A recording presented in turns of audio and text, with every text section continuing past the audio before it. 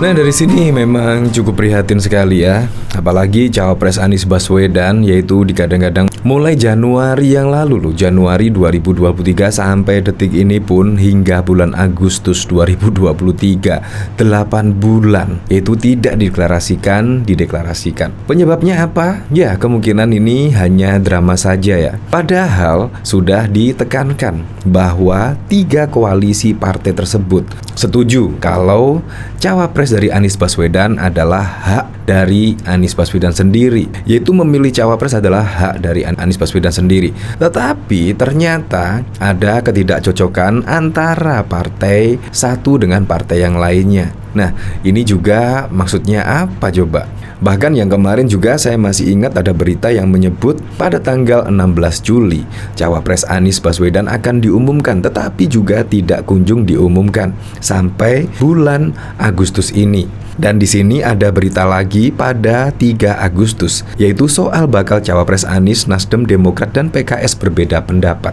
Kalau begini terus, pasti juga tidak akan ketemu lah, yaitu cawapres pendamping Anies Baswedan untuk Pilpres 2024. Bayangkan, selalu beda pendapat. Ini bukan satu kali ini saja loh, yaitu ketiga partai koalisi perubahan tersebut yaitu saling silang pendapat. Dan di sini bahkan juga dikomentari oleh John Sitorus. Sebetulnya prihatin dengan koalisi perubahan ini. Soal jatah cawapres saja harus cakar-cakaran, terlalu banyak drama. Apalagi setelah donatur Johnny G. Plate ditangkap karena korupsi BTS 8 triliun. Demokrat dan PKS makin merasa gamang dan pesimis soal arah koalisi. Dari sini saya juga penasaran ya, kira-kira yaitu berbeda pendapatnya dari koalisi perubahan, yaitu dari Partai Nasdem, Demokrat, dan PKS itu seperti apa sih?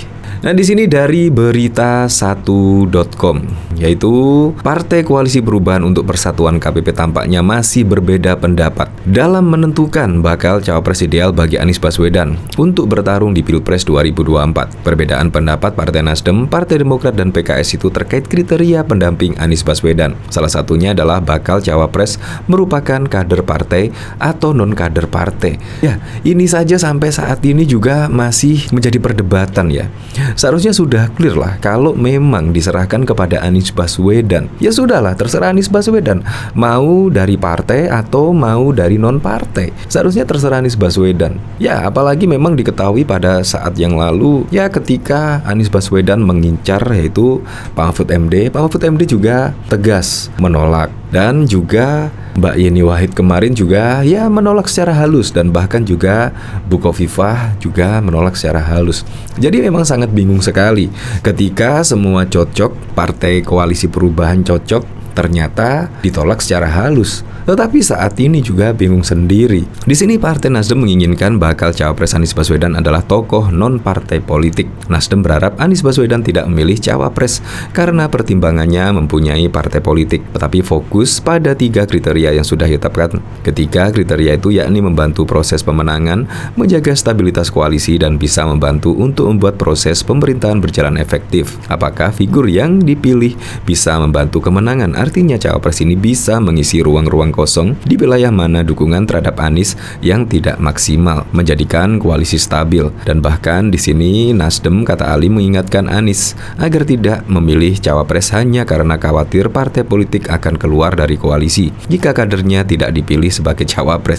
Ya di sini pasti akan deg-deg ser ya. Apalagi di sini ada kalimat yaitu Anies agar tidak memilih cawapres hanya karena khawatir partai politik akan keluar. Ya kalau keluar berarti artinya Anies tidak bisa mendaftar di persaingan Capres 2024. Artinya sudah out lah. Jadi memang di sini pertimbangan Anies Baswedan juga sangat masuk akal sekali ya, yaitu mempertimbangkan non-partai atau dari partai cawapres dari Anies Baswedan. Menurut Ali, pendekatan harus tetap pendekatan kemenangan, menjaga soliditas koalisi dan membantu efektivitas jalan pemerintahan. Berbeda dengan Nasdem, di sini Partai Demokrat justru menilai cawapres Anies Baswedan lebih tepat adalah kader partai politik. Hal tersebut sesuai dengan fungsi partai politik itu sendiri, seperti kaderisasi dan sumber rekrutmen kepemimpinan. Kalau di sini arahnya sudah jelas ya.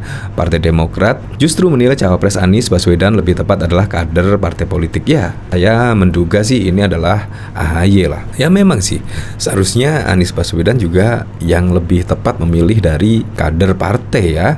Ya seperti contohnya, apalagi AHY ketua partai, ya seharusnya dipilih dan juga masih muda lah.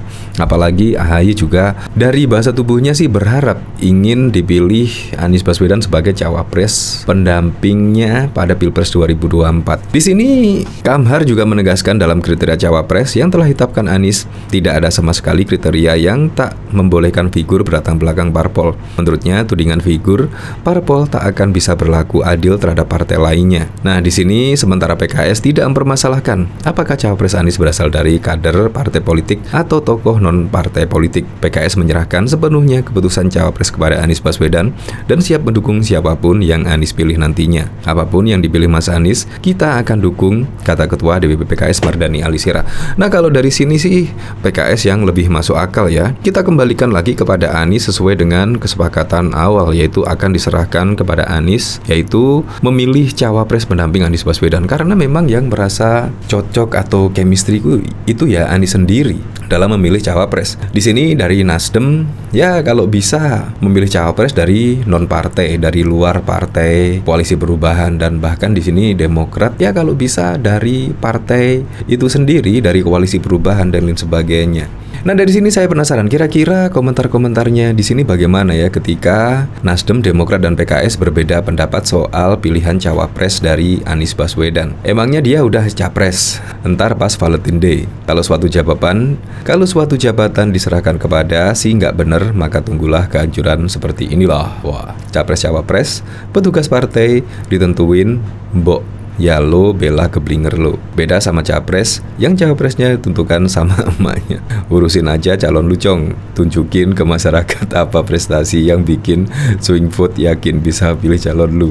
Nah, di sini cabut dukungan ke Ganjar, SPN kini beralih dukung Anies Baswedan. Ya, tidak masalah, kita tentukan pada Februari 2024 kita pilih dan kita tunjukkan siapa yang akan terpilih menjadi capres 2024. Ya, semoga saja, saya berharap adalah yang terbaik lah untuk memimpin Indonesia untuk 5 tahun ke depannya. Di sini dari Romzi, yang gamang ente kali pendaftaran capres, cawapres masih lama bong.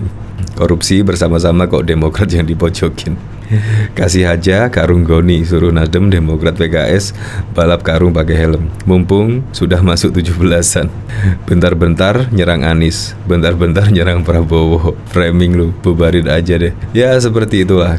Tapi memang agak aneh sekali ketika masyarakat menunggu cawapres dari Anies Baswedan mulai Januari hingga saat ini Agustus juga belum dideklarasikan.